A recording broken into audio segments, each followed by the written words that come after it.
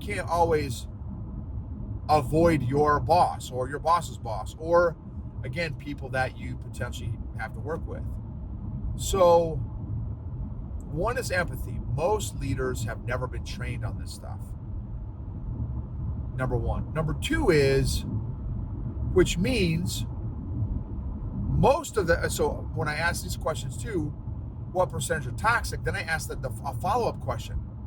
What percentage of those toxic leaders are aware that they're toxic leaders? Most of them said none of them did. Some of them said maybe 5 to 10%. So most of the people that are difficult to work with are not even aware. So they're not even self-aware enough or socially aware enough that they are difficult people to deal with because of their low EQ, which is like 0.2, but another reason to have empathy. They're not even aware of it. Welcome to the EQ Gangster podcast, where you will learn practical tools to grow your mental and emotional health and intelligence to be the best version of yourself, both at work and at home. It is real, raw, and transformational. The journey of emotional growth isn't easy, but it's worth it. I believe in you.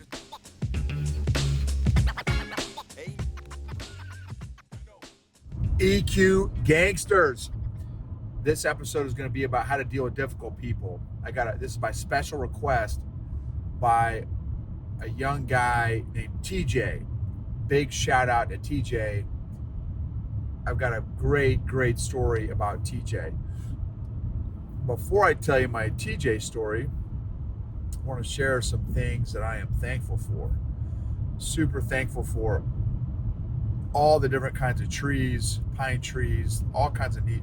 Pine trees are probably my favorite. Any kind of pine tree. I love pine trees. I love how they smell. Probably connected to my childhood Christmas memories, to be honest with you. I love pine trees and any trees, but definitely pine trees. I love the different color flowers, the white flowers, the yellow flowers, the purple flowers. And thankful for grass, thankful for contacts. I wore glasses, worn glasses for a long time. I'm thankful for my glasses. I'm thankful for my contacts. I'm thankful for jiu-jitsu. I'm thankful for open mats. I'm thankful for people that love rolling. And I'm thankful for technical people. I went to open mat this morning with a few folks. One is a guy named Patrick or Patty, and he's a very technical blue belt, very technical, and he's figured out my very one-dimensional game, which is great for him, not great for me. And I'm thankful for Patrick. I'm thankful for Amanda. She was also there. It's mind-boggling. She said she's only been rolling for like 4 or 5 years, which I can't even wrap my head around that. With her level of technical skill is just ridiculous, and her style is also literally completely opposite of mine. So when she's rolling with me, and then Patrick had already left, so it's just me and TJ and Amanda, and TJ and Amanda were rolling, so I was watching them roll. And Amanda, she is constantly moving, constantly. She's got a petite frame. She's jacked. So she has cardio for days. She, again, constant energy, constantly moving. Well, that's the complete opposite of my game. I'm trying to not move because I'm old and slow, and I'm trying to conserve my energy because I'm rolling with everyone that's younger. Everyone's younger than me and stuff. So, and better shape and better gas tanks, and just, watching her technical skills. And then obviously when she's rolling with me, just to, because again, I'm trying to not move, but trying to pay attention to, like, man, okay, why is she doing this? Why is she doing that? How she's setting me up here? How she set me up there? So anyway, I love the different styles of rolls. And TJ, he's a white belt, but he's been on and off for quite a few years, and just to see his improvement. I'm thankful for growth. I'm thankful for people that are willing and desiring, not just willing, but desire to be uncomfortable, which is jiu-jitsu. It is the, it's like, you are intentionally putting yourself in uncomfortable positions. And so by definition, right, it's not comfortable, which is another reason why I love it, is because part of me is obsessed with my comfort zone, and the other part of me despises my comfort zone. Because on the heels of comfort is complacency, and on the heels of complacency is destruction. I'm thankful for tires. I'm thankful for cars. I'm thankful for motorcycles. I'm thankful for boats. I'm thankful for rain. I'm thankful for beards. I'm thankful for sports. I'm thankful for failure. I'm thankful for lessons. I'm thankful for the opportunity to learn and grow. I'm thankful for life and breath and sight and vision. I'm thankful for strengths and weaknesses. I'm thankful for homies. I'm thankful for haters. I'm thankful for food. I'm thankful for the opportunity to have an emotionally healthy relationship with food, instead of my 4 decades of an unhealthy relationship with food. I'm thankful for leaders. I'm thankful for the opportunity to use my gifts and strengths to invest into leaders, to hopefully impact their life and transform their life like my life has been impacted through all the different lessons that I've learned over the years. So this morning, showed up early to the gym for open mat, and TJ shows up. TJ, I met him my first week at the gym, this new gym I'm going to, and I'm doing my thing, right? I go and say hi to everybody and, see how they're doing and stuff. And JITS, one of the blessings of JITS is it's a community. It can be as tight-knit as you want it to be. So you can, just like any circle, any kind of social circle, you can establish deep, tight connections and relationships or not. You kind of determine how connected you want to be. And there's no right or wrong answer. It's whatever your comfort level is. And so anyway, I'm doing my thing, saying hi to everybody, meeting them, because again, I haven't met anybody yet. I was as a new guy right at the gym. Well, TJ's one of these guys, super dude. And anyway, he's like, man, to himself, he had come with somebody else too, who had started kind of similar. It was like his buddy's first day too or something. Well, anyway, like the next day I came back, and then TJ's like, this is a month or two ago, TJ's like, dude, man, like, something like, you really made a great first impression on me and my buddy. Like, we had never like met a super nice dude like you before, or something like, I don't remember exactly what he said. It was a compliment. I'm like, man, thanks, dude. I'm like, I like to meet people. And so anyway, so fast forward, well, TJ had sent me a message and said, hey dude, I kind of looked you up on social media and saw you do something with emotions and stuff and emotional intelligence, and that's an area I'm interested in. Well, then he saw my podcast. We started listening to some episodes. And so, boom. So this morning, fast forward this morning, he's like, man, I just, after kind of connecting with you, watching you, and then learning a little bit about emotional intelligence, he's like, dude, I'm 28 and I've got 2 kids, married, and he's like, I absolutely find myself in bad moods just, throughout the week or whatever. And I've never even thought about what emotions am I feeling. And nobody can relate with TJ more than me, because I did that for 4 decades.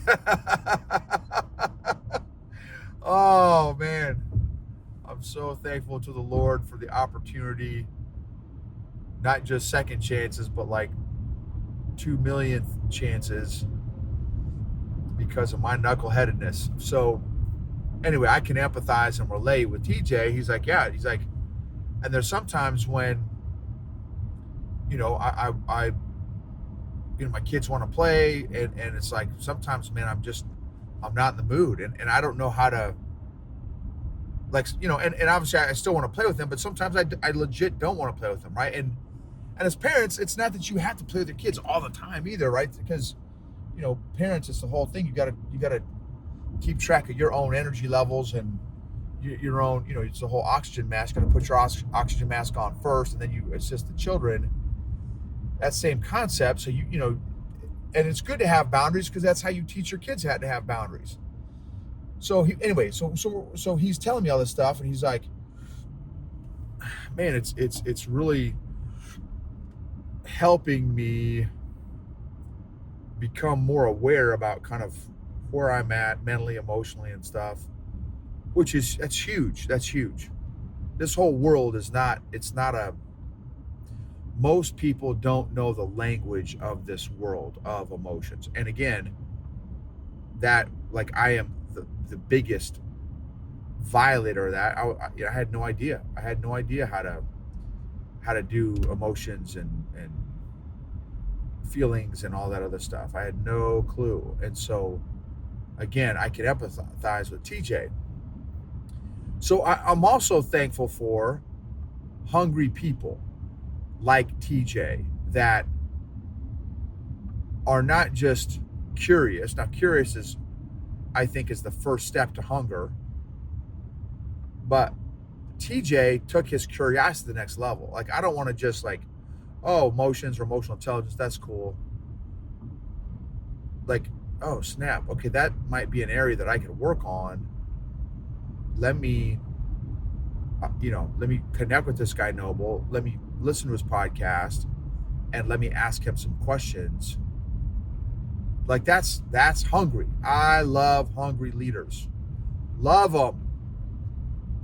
So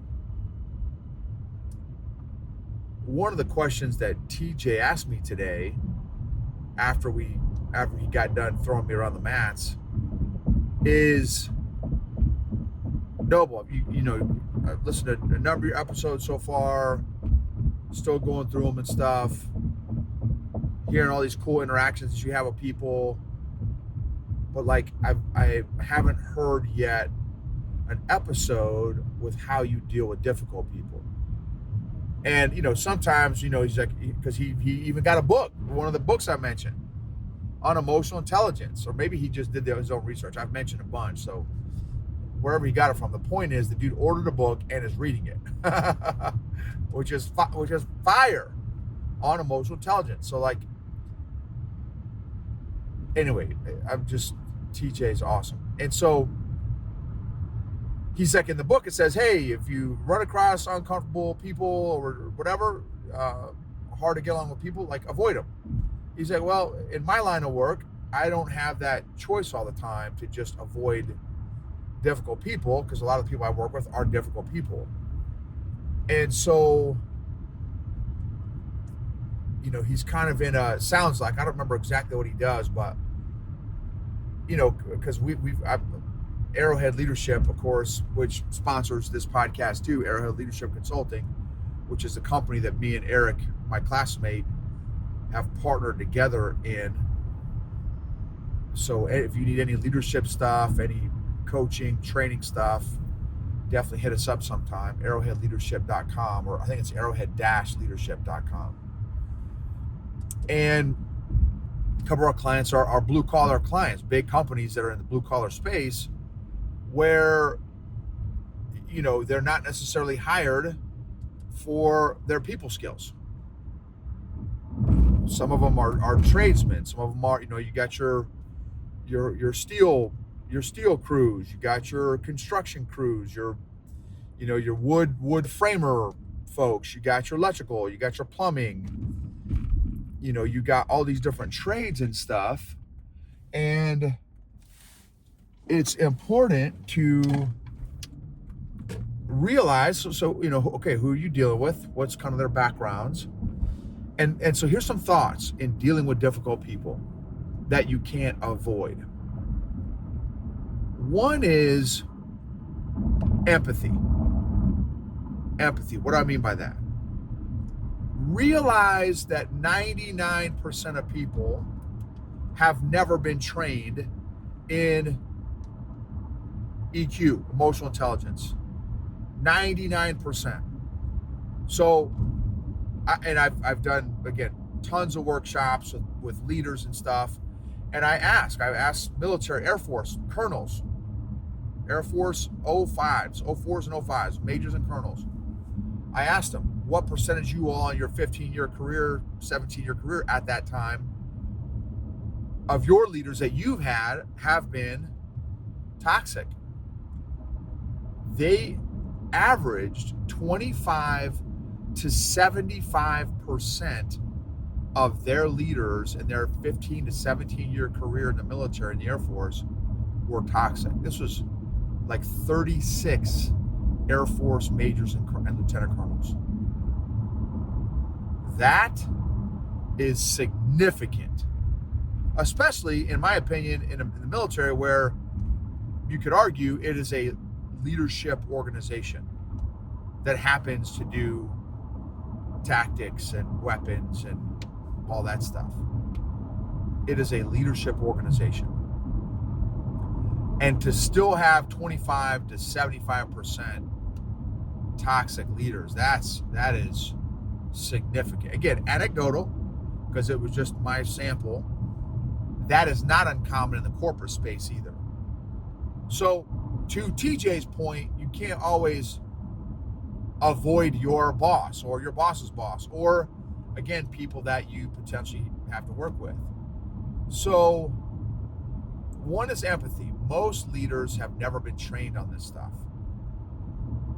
Number one. Number two is, which means most of so when I ask these questions too, what percentage are toxic? Then I ask a follow-up question.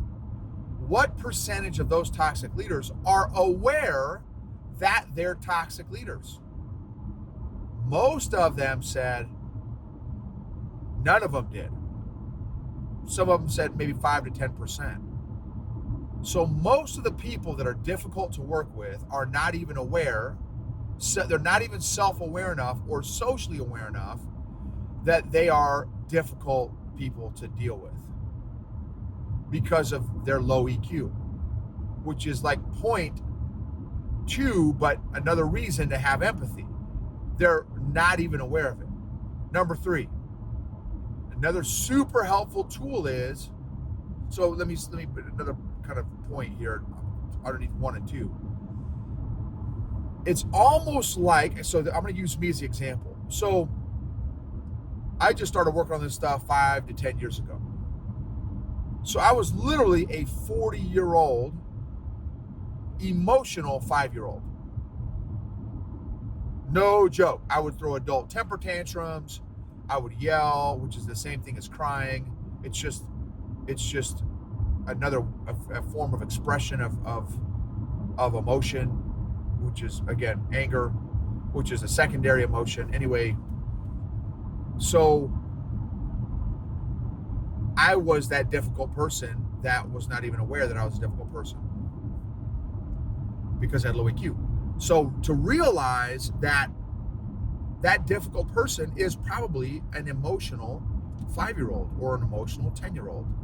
And would I yell and scream at a 5-year-old? Would I yell and scream at a 10-year-old? No, I would not yell and scream at a 5-year-old or a 10-year-old. Because they're 5, they're 10. I'm not going to raise my voice. I don't want to raise my voice, period. I mean, the only exception is if a 5-year-old is walking across the street and does not see an oncoming car, then I'm going to yell and scream and, try to get the kid out of the street before the car comes, right? So that would be the only exception, or something like that, right? A life-threatening thing. But aside from that, I'm not going to raise my voice at anybody, because I want to stay in control of my emotions. So that's another thing. Point number 3 would be realize, so perspective would be the third point, is perspective. Realize that they are probably an emotional 5, 10, 13-year-old, which is actually not far from the truth, because what happens is when we get emotionally injured in our childhood, which no one leaves their childhood emotionally unscathed. We all leave our childhoods with baggage, regardless if you had a train wreck childhood or a white picket fence childhood. It doesn't matter. Everybody leaves their childhood with emotional baggage. Well, what happens is, at a certain age of a big emotional injury, we stop growing emotionally at that age and kick in a survival mechanism at that age in order to cope with that emotional injury, emotional trauma. And we literally stop growing emotionally at that age, even though our body, biologically, physically, chronologically, we are aging. Emotionally, we're not. We actually stop growing emotionally because of that, the way our brain handles and processes trauma. So, literally, you may be dealing with an emotional 5, 10, 13-year-old, 14-year-old. So, which again goes back to, gives you another reason to have empathy when you're dealing with somebody that's difficult. Realize that they have low EQ. They have low EQ, and they are some version of an emotional child, and you want to be the more mature, bigger person.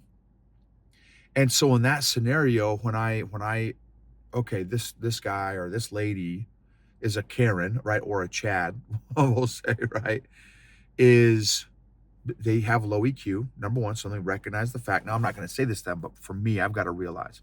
So they have a low EQ.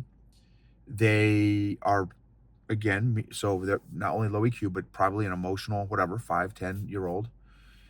No one's ever trained them. They've never learned this stuff before.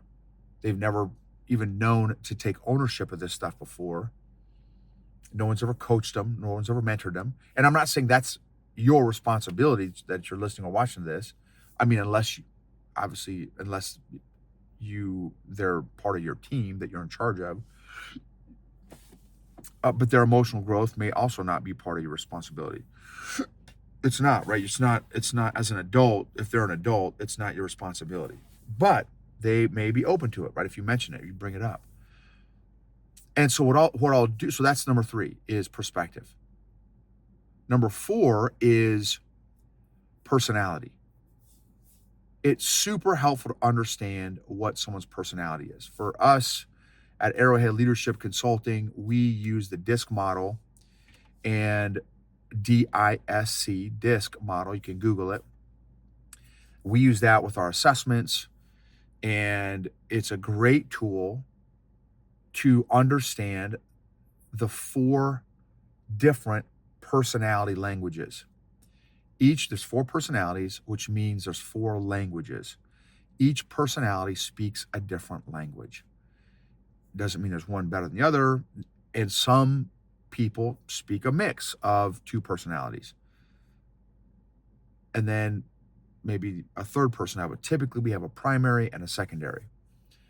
And so, because I've studied personality for 25 years, it takes me, no joke, 5 to 10 seconds, long time, 30 seconds, to to figure out what someone's personality is.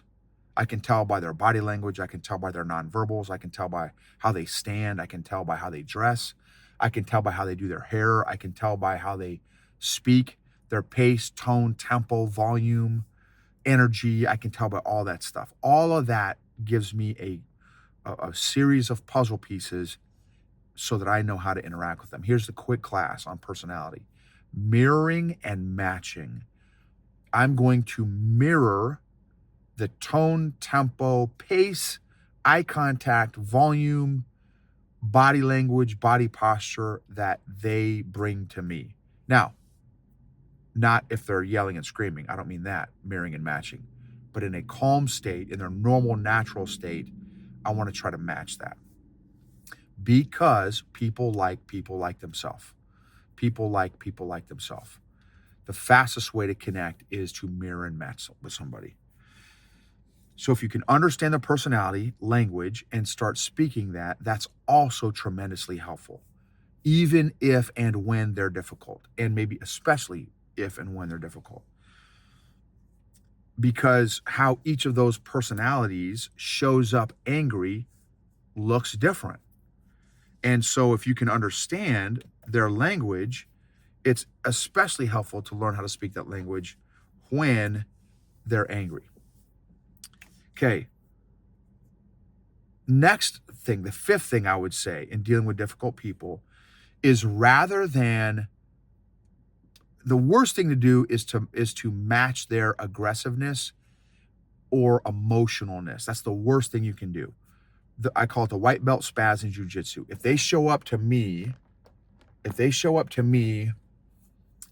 as a white belt and we're rolling, and they're aggressive and full of adrenaline, and their fight and flight response is kicked in, and they're trying to fight for their life, so to speak, I always stay calm.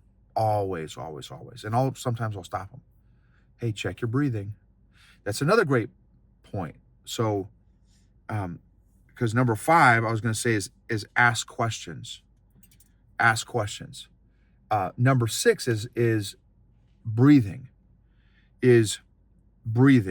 So 5 is ask questions, because again, they're probably not, so you don't want to come at them aggressively. So, hey, let's say TJ's having a bad day, or he's frustrated, or maybe he's just consistently angry every time I interact with him. He's not. I'm just using TJ as an example. I'll ask him, hey, TJ, how you doing today, bro? Like genuinely, like, is everything, it just seems like a little bit off maybe, or, I don't want to assume, and tell me if I'm wrong. But I want to understand, dude, if you're having a rough day, is there anything I can do to help out? And so that brings awareness to how he's coming across. So it's a safe way to approach TJ that may be frustrated, that he may not even be aware of. So by asking a question in a safe, non-threatening way, bringing awareness to it, now his brain can kind of like, oh, snap, okay. And because sometimes I've met people that's like, they're like, yeah, here's a perfect example. I just had a friend of mine pass away. Young kid, 30, just passed away from a brain tumor. I'm still processing that. But like, guess what? And I talked to him a year before he passed away, 9 months before he passed away. He had an amazing personality and mindset, even though he had just got word that he had got an aggressive brain tumor. But if there's anybody that's going to have a bad day, it's probably that dude. Well, that's going to give me another huge dose of empathy. Or somebody that's maybe going through a divorce, or they're arguing with their spouse, or whatever, like, oh, well, man, or my kid just got diagnosed with childhood lymphoma. Well, guess what? I'm going to give them a truckload of grace, because I can't imagine what they would be going through. So I like to just ask them, hey, man, how are you doing? What can I do for you? How can I help? So ask questions. And then about the job, rather than, hey, TJ, you got to knock out these 10 things today. Hey, TJ, hey, dude, great to see you. Hey, how are you doing? I genuinely care. Like, I'm not asking for like lip service here. For real, how are you doing? Hey, what are some things that you got to knock out today? Depending on the relationship and the business professional relationship, what are some things that, or if we're on the same team, hey, TJ, what are some things that we've got to knock out today? Or if we're on different teams, hey, what are some things that you got to knock out today? Here's some things that I got to knock out today. What are some things you got to knock out today? So that's another thing. Ask questions. And 6, and I know I just said it and I don't remember off the top of my head. Personality, ask questions. I thought there was one more thing. But here's another point to think about is if someone is difficult, there's underlying emotions that are not being dealt with, that they have not dealt with. And again, they may be aware of that, they may not be aware of that. There's a 90% chance they're not even aware of it.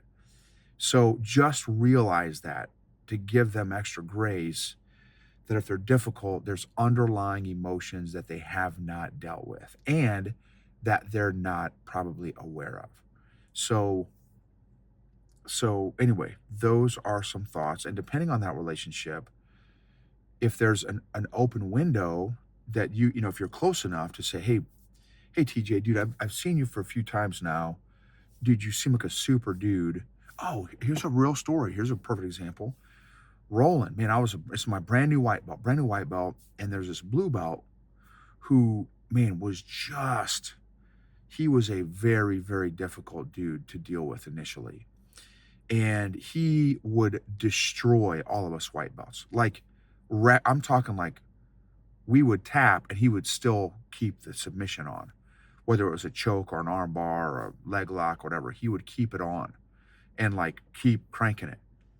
And it's like, dude, like I tapped 8 times, like stop. Right? All of us, all the white belts, he was just this angry dude. Well, I'm an older jiu-jitsu guy. And so even when I started, I didn't start young. So I'm like, okay, there's something going on with this guy. Because it's day after day, week after week, this dude is aggressive and angry. And no one wants to roll with this guy. He's kind of the Matt Bully, like literally. And so finally I'm like, hey, dude, like, hey, what's your name? Okay, cool. I'm like, bro, what's your background? What do you do? He's like, oh, military infantry guy. Okay, cool. I'm like, hey, man, we've rolled a number of times and, you kill me. And I want to learn from you because obviously you're way, way better than me. Do you mind if you could start coaching me like during our rolls a little bit? Cause I don't even know what to do. So I'm showing myself, I'm trying to be in submission, right? Giving him the authority and the power. And sure enough, he started to ease off the tension. And so then he's like, yeah, hey, yeah, no sweat. So I'd start to ask him questions during some of the rolls and stuff. So now he's got a completely different posture with me. And so he's kind of taken now he's got a little more awareness of how he's rolling with me. And then I'm like, dude,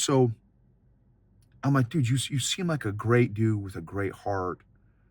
Like, do you mind if, and I said, I don't know you that well. You don't know me that well. But like, are you okay? Like, are you doing okay? Cause, sometimes it seems like you're a little bit angry or frustrated. And if there's, I don't know if there's anything I could do to help. He's like, man, dude, actually I'm going through a divorce right now. And she is, anyway, she was doing a lot of bad stuff. And I'm like, oh, dude, man, I'm so sorry, bro. I can't imagine what you are going through with that divorce and with all the stuff that you have going on there, brother. I said, dude, I'm so sorry, bro, that you're going through all that.